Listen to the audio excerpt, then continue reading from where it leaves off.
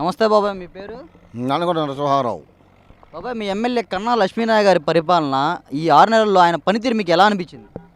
వెళ్ళని గుడ్డు ఎందుకు? ఏ విధంగా? పనులు చేస్తున్నాడు అన్నీ.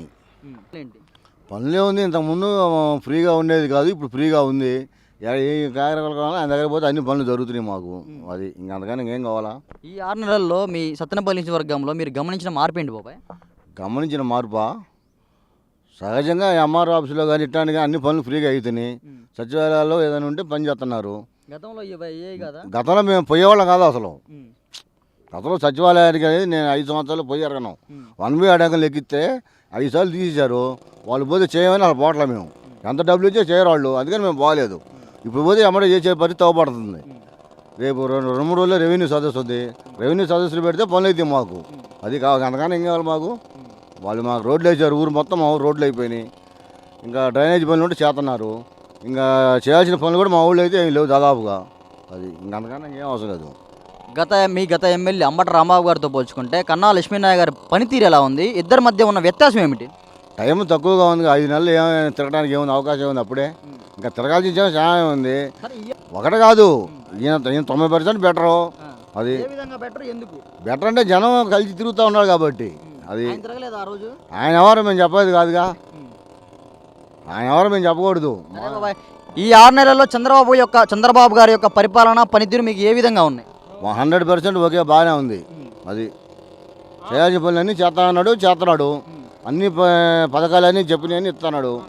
ఇంకా టైం తక్కువగా ఉంది కాబట్టి ఆయన చెప్పినవన్నీ చేస్తాడు గ్యారెంటీగా. ఆ నమ్మకం అయితే ఉంది. అది ఇప్పుడు ఏదైతే గవర్నమెంట్ రెవెన్యూ సదస్సులు ఏదైతే ఏర్పాటు చేసిందో వాటి మీద మీ అభిప్రాయం ఏమిటి బాబాయ్? రెవెన్యూ సదస్సులు పక్కాగా జరుగుతున్నాయి. వాళ్ళు చెప్పిన హామీలు కూడా అమలు అయ్యే పరిస్థితి అయితే ఉంది గ్యారెంటీగా. అవి ఎలా ఉపయోగపడుతున్నాయి? ఇదే మా పల్లెటూరులో వచ్చేటప్పటికి వ్యవసాయ పనులకి మాకు అడంగులు అవసరం. అవి ఇచ్చే మాకు సరిపోద్ది. ఇంకేం అవసరం లేదు మాకు. మాకు కావాల్సిన అయ్యే. బ్యాంకులో పెట్టుకుంటాం, అప్పులు తెచ్చుకుంటాం, పనులు చేసుకుంటాం. ఇంత ముందు గవర్నమెంట్లో అవి ఉండేవి కాదు. పోయినా సరే వాళ్ళు ఇచ్చేవాళ్ళు కాదు. ఒకవేళ ఎకరా ఎక్కించాలని పోయినా సరే 10,000 అడిగేవాళ్ళు, 15,000 అడిగారు.